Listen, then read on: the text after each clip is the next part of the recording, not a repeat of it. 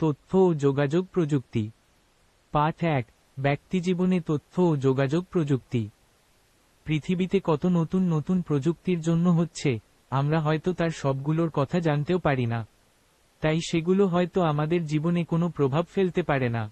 কিন্তু তথ্য ও যোগাযোগ প্রযুক্তি এমন একটি প্রযুক্তি যেটি আমাদের সবার জীবনেই কোনো না কোনোভাবে প্রভাব ফেলেছে।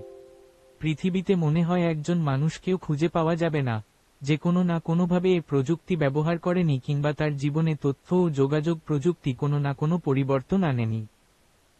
তথ্য ও যোগাযোগ প্রযুক্তি শুধু যে রাষ্ট্রীয় বড় বড় বিষয়ে কিংবা আন্তর্জাতিক জগতে ব্যবহৃত হয় তা নয়, একেবারে সাধারণ মানুষের জীবনেও সেটি ব্যবহৃত হয়। তুমি যদি চোখ মেলে চারদিকে তাকাও, তুমি দেখবে তোমার চারপাশে তোমার পরিচিত মানুষেরা, তোমার আত্মীয়স্বজন, তোমার স্কুলের শিক্ষকরা, তোমার ক্লাসের বন্ধুবান্ধবরা, এবং তুমি কোনো না কোনোভাবে এই প্রযুক্তি ব্যবহার করেছ। এই যে তুমি এই মুহূর্তে এই লেখাটি পড়ছো, সেটি কেউ একজন লিখেছে, তথ্য প্রযুক্তি ব্যবহার করে সেগুলো ছাপা হয়েছে, তোমার সামনে আনা হয়েছে এবং তুমি এখন পড়তে পারছো। এরকম কত উদাহরণ দেয়া যাবে তুমি কল্পনাও করতে পারবে না। আমাদের চারপাশের যে কেউ এখন ইচ্ছে করলে অন্য একজনের সাথে মোবাইল টেলিফোনে যোগাযোগ করতে পারে।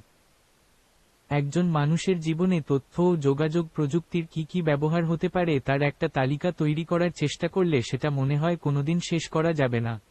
কিন্তু একটু চেষ্টা করে দেখলে কেমন হয়? অন্ততপক্ষে গুরুত্বপূর্ণ কয়েকটা চেষ্টা করে দেখা যাক।